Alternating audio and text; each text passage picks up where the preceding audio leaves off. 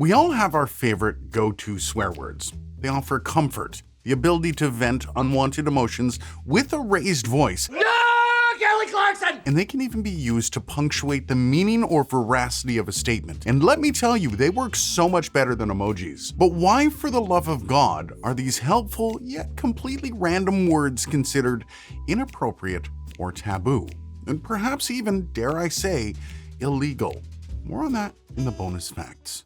Now, for the start of this, we need to go way back to biblical times and somewhere that is relatively familiar to us: ancient Rome. That is perhaps the first time that general insults were considered swears, even though they didn't necessarily follow today's swearing trends. You see, in Latin, the original F word that was used was futuo, which, like a lot of English words these days, translates differently depending on the use. At its core, it means to hit, but closer to the common usage, it means to penetrate. However, it does need to be pointed out that this does not mean to be penetrated. At the time in Rome, it wasn't necessarily weird for same-sex arrangements, but there is a bit of an asterisk here. It was okay to be the one penetrating, but not the one penetrated. I gotta say, ancient Roman Tinder must have been confusing as all hell. Now, that said, while the word futuo was not considered a dirty word back in the day, to insult somebody, you would threaten them by, well, futuoing them, if that makes sense. And this was the phrase that was used. Am I gonna try to pronounce it? All right, here we go. Pedicabo ego vos et iramabo. I'm sure there's some ancient Rome experts in the chat that are going to have a field day with that. That is not correct. Because according to the encyclopedia... Anyhow, the gist of that statement is a threat. It's to make someone the passive partner in sex, or in layman's terms, the receiver. And for a man, apparently, there was very few greater insults at the time. Now, after Rome fell, the church really got their tendrils into society and started frowning on people who used offensive language. I fart in your general direction! And of course, the worst swears of that time focused on blasphemy. Fun fact though, this is where the term swearing comes from, as it was common to swear oaths to things, kind of like saying, I swear on my mother's grave. But that kind of expanded to people swearing like this when they got mad, kind of like, I swear to God. Some of the originals were by God's wounds and by the blood of Christ. The Catholic Church at the time, though, was none too pleased at the idea of this and quickly made it illegal and punishable by death. Now, part of the problem is that swearing an oath in those days was really serious business. In fact, to prove your innocence, you could actually just swear you were telling the truth, which could actually get you out of a lot of trouble. And to break an oath in those days would mean horrible consequences, up to and including death. So the idea of swearing an oath to a body of a deity, well, that was literal sacrilege and it was dealt with rather harshly. But how did we go from swearing oaths to Samuel L. Jackson being trapped on that plane with all of those snakes? Everybody strap in! Well, again, we have to fast forward just a bit for this one. Now, I should probably say, the common swear words of today did not start out as swears and originally were not looked down on as such. In fact, scholars are still struggling with when the F word started to become associated with sex.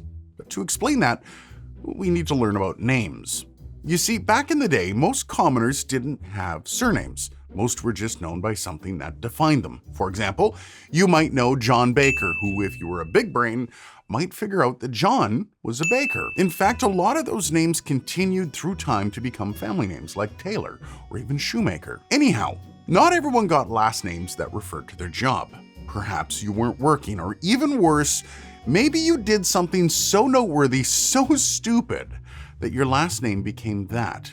Which brings us to the Chester County Court plea rolls for December 8th, 1310. This was a case that would see a gentleman by the name of Roger by the Navel getting outlawed, which at the time just meant he was about to be put to death. Now, there are other names on record as well, like Henry Beggar or Simon Butter. But there's some issues here. because the etymology of the F word at the time is kind of disputed, possibly coming from the Germanic term frickin, which means to strike or to hit. Now, some scholars think it may have just been some sort of misspelling or something like that, which is possible, but that would mean that Roger Fuck by the Navel liked to either hit people in the gut or, yeah. And if it really didn't mean to hit, well, I bet you Simon Fuckbutter probably has a great story to tell. Around the Renaissance area, the oaths began losing a lot of their shock and became rather common to hear in day-to-day speech. Interestingly enough, this was also around the time that the term bloody became rather popular. What the bloody hell was that all about? Kind of a shortening of God's blood. Now, this was also a confusing time for the censorship police, as the terms of the time still popped up in print here and there. That said, as we're getting closer, it would be a good 300 to 400 years before our beloved swears would become the vulgar and vile words they are today. And it was in the 1400s when the F word ultimately became linked to sex. And of course, who else would be connecting these dots but poets and writers? Now, I can't read Old English here, but this was from a coded poem called Fleas, Flies, and Friars, and it called out a certain clergy for having sex with them evil women. And of course, that action was blocking them from heaven. The word used here was fuckant. Then again in 1513, a Scottish poem included the term fuck it. And then a bit later on, we're really drilling down to the actual meaning with the scribbled term fucking abbot, which was scrawled in a copy of Cicero's Guide to Moral Conduct. Apparently the monk who wrote this was very unhappy with the management at the time. But it still wasn't catching on super quick. In 1663, Richard had used the term in a comedy piece called The Humours of Dublin, with the line, "I did creep in, and there I did see putting the great fuck upon my weef," which I'm guessing is wife, which in itself is literally the opening to so many porns. Anyhow, this seemed to cement the word as a term for sex, and generally, it had the connotation of being a negative. So with all that, I guess at this point we should stop down for a second to look at the F word's little brother, shit. Did we wash our hands? No. We're number 2. Not quite as taboo as some of the other swear words, and actually becoming more and more acceptable in common conversation. That said, at one time, it was actually used as a medical term for, well, shit. You see, back in the day, if you needed to go to the washroom, it was a rather communal affair, and you'd be literally elbow to elbow with others doing the same. So having a name for what it was a very normal and not awkward thing at all. Therefore, the terminology was actually accepted. However, in 1596, the first flushing toilets rolled off the assembly line, and the idea of going to the washroom became more of a private affair. The rich would actually have these rooms designated for just going to the washroom, while commoners still slummed it in public shitholes. Literally. Therefore, the word became something that was not used around proper company. As well, considering the act itself was becoming a more private affair, so did the conversations around it. And as flushing toilets became the norm, so did the overall privatization of the very concept. And the word. Basically, the word shit just became something gross and foul that none of us wanted to admit to doing. And it's at this point in the Victorian era where society as a whole decided to clean up their act and become less vulgar at the time. All sexual and bodily function references were struck from polite conversation. Euphemisms became proper and literally covered everything. Terms for underwear were inexpressibles or indescribables. This is also where the term unmentionables comes from, by the way. Even our own bodies got the same treatment, as legs and arms were now considered limbs or extremities. Kissing became osculation, and this is where sweat became perspiration. And because at this time the church and state were literally the same thing, in 1623, the Profane Swearing Act was born in England, and littered through that act was the word sin. Now, it was repealed and replaced in 1694 and 1745, but each time having more and more enforcement added. By the way, it wasn't formally repealed for good until 1967. All right, let's do some bonus facts. Going back to the ancient Rome for the first one. Now, remember I said one of the worst things you could say to another man was to insinuate he was a receiver when having sex with another man? But it wasn't the absolute worst thing you could say. The worst insult at the time was that a man would practice any kind of cunnilingus, which would make him passive towards women. And of course, to be a man like that was the ultimate shame. Also, the amount of study that has gone into swearing has yielded a ton of information on it. For instance, we feel less pain when we swear, or that swearing relieves stress. But also, some studies are pointing to how the act of swearing might be written in our DNA. You see, our speech is dictated by the left side of our brain, but swear words are stored and acted upon by the right side.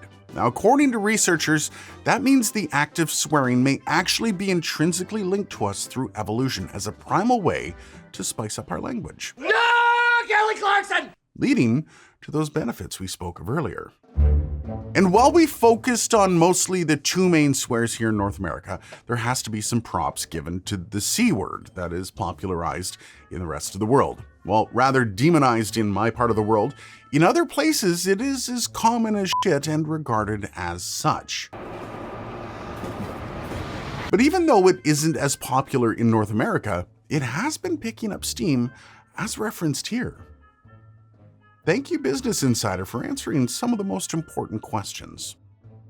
Okay, so how about we bust a few myths? Now, a lot of people believe that both the F word and shit come from acronyms, being much longer statements shortened for ease. Now, the F word is said to have come from either for unlawful carnal knowledge, which I grew up believing, which is basically saying you would be charged for doing bad things with your pee-pee before marriage and that you would be labeled as such.